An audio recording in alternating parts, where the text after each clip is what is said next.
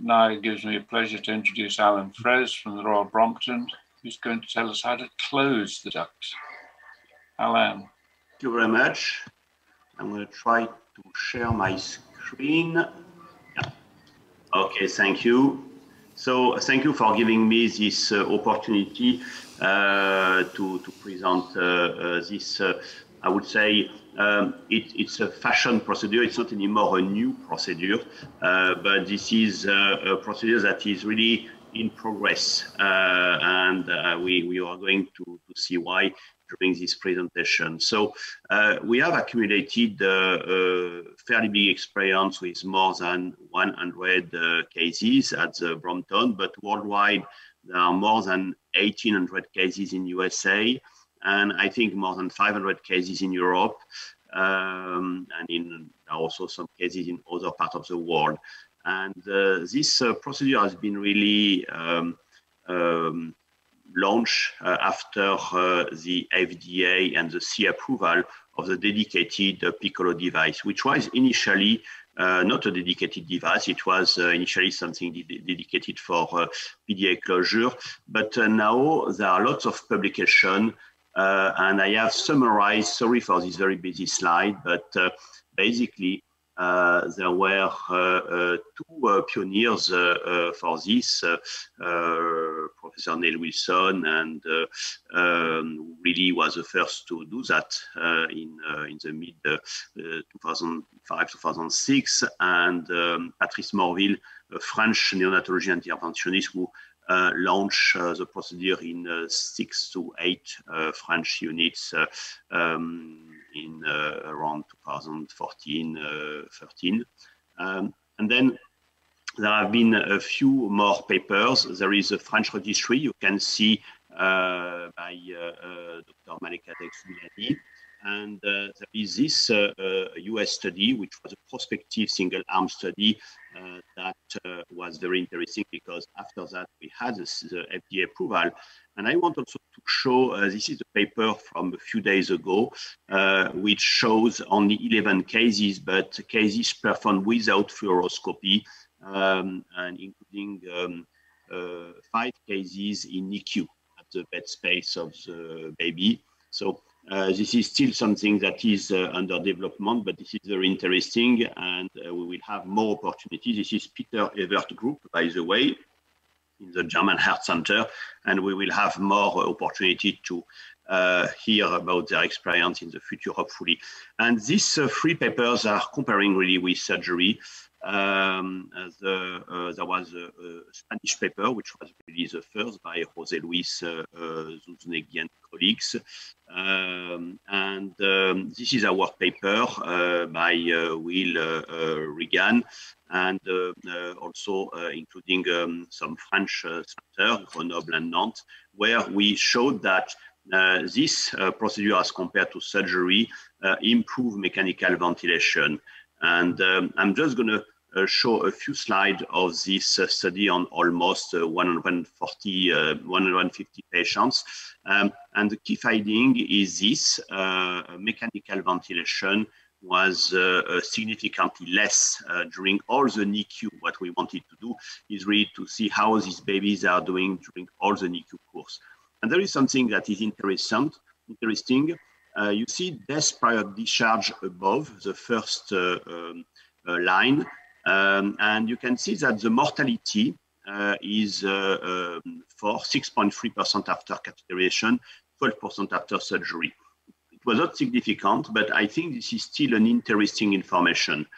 I think one of the difficulties to make progress with this procedure is that there is a completely different perception between neonatologists and cardiologists. For us cardiologists, this is the only intervention that we don't have expertise with. Any other congenital heart disease, we are the expert.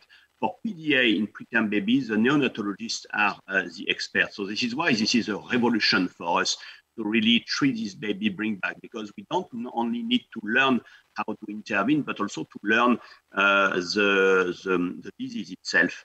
In the past, we had more technical challenges, as Jean-François pointed out, for neonatal intervention. In this particular babies, this is also medical challenges we have to accommodate for the ventilation, transport, etc.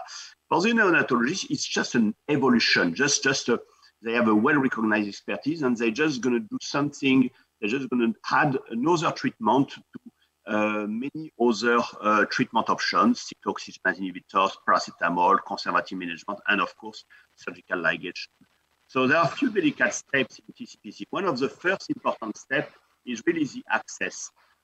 Sorry for the noise, but this is not me. This is my colleague Carles Bautista. I'm doing myself this introduction because this is the only way to do.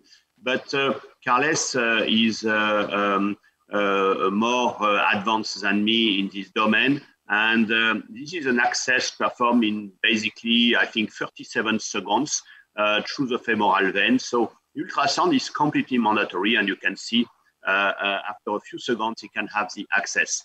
Then the other step is to really, once you have the access, you need to make sure this is a good access, and you need to screen the wire in the right atrium. And you can see in this baby with who had a previous laparotomy, how the iliac vein and the IVC can be deformed. So this is one of the well-known complications.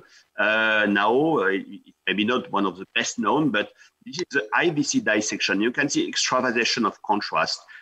If we don't pick this up, if we advance catheter in this baby, we're going to rupture the IVC, and it has been reported. It is one of the very few deaths reported in the literature from an American paper.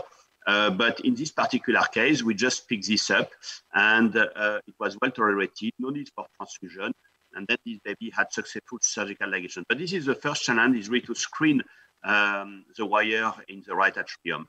Then the other thing is to advance the wire through the tricuspid valve. So there are different techniques, because one of the issues is the tricuspid valve trauma. What we do at the Brompton is we just advance coronary wire, whisper, or like here, it's a cyan blue. And you can see how easy it is usually to cross the duct here. You can do that in lateral view, but this is this is another patient. And then once we have done that, we would advance, we would try to cross only one time the tricuspid valve to avoid tricuspid valve trauma. And we will advance a microcatheter. And over the microcatheter, we have already the 4 French TORQ view. So we will cross the tricuspid valve only one time. Despite that, you can have tricuspid valve trauma. This was before we were using this technique. You can see in our experience, we had 3 or 4 very mild, tricuspid regurgitation, and what is encouraging is the outcome we never had any sustained significant tricuspid regurgitation with time passing. Then we need to size the duct. Size the duct is very difficult because as you can see here in this paper, the duct is measured at 10 millimeter, but I think this is a little bit undersized because there is a lot of space. Don't forget, these are often fetal duct, and then you can have a lot of additional space here. So it is difficult to measure this very tortuous duct. Then we do the angiogram to measure it. And here also, you see it is not very well measured because there is a lot of space in this 800-gram baby with a big duct. But this is important to measure to choose the contrast. Of course, we will need to have have a good idea of the device we are going to choose. And in this baby, this was a large duct, more than 3 millimeter. So I started with a 5-2 implantation. And this is where the echoic guidance is important because you can see there is some aortic coarctation here. And of course, I haven't released the device. And then I can put back the device and implant a 4-2 instead with an excellent result here. To be clear, left pulmonary artery stenosis and aortic coarctation can happen, but they are often transient. In this case, we don't have any LPA stenosis.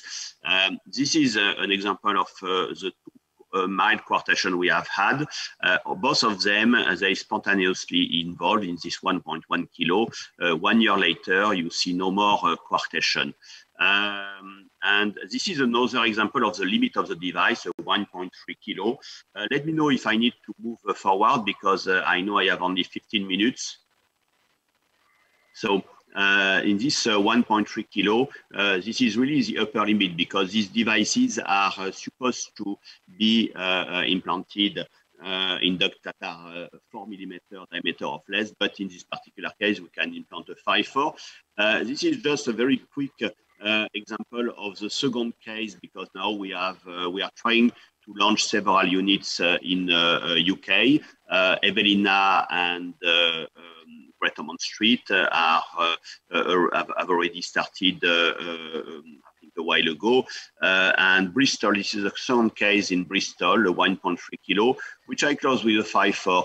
And you can see with this patient, there is some degree of residual shunt here, and a left pulmonary artery stenosis that looks quite significant. However, this was a very long duct, and maybe the 5.4 was protruding a little bit. You can see that the device is quite mobile.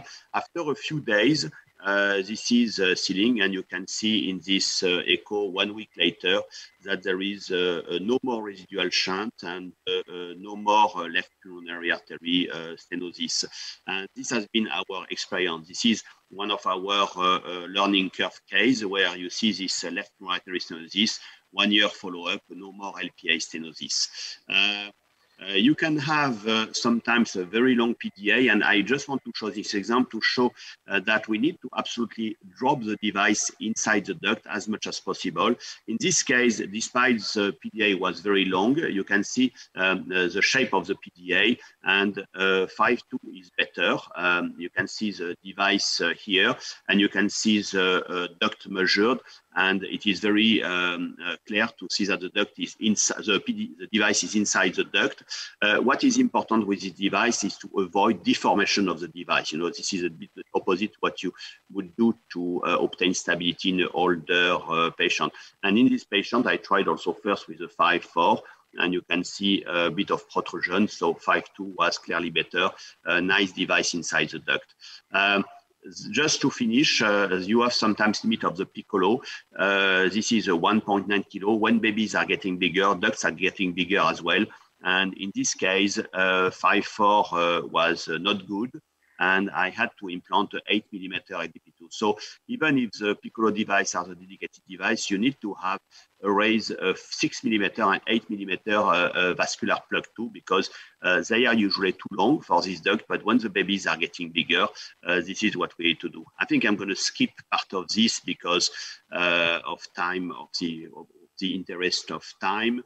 Yeah, just to mention that we know from the US registries that the risk of embolization is slightly bigger over 2 kilos.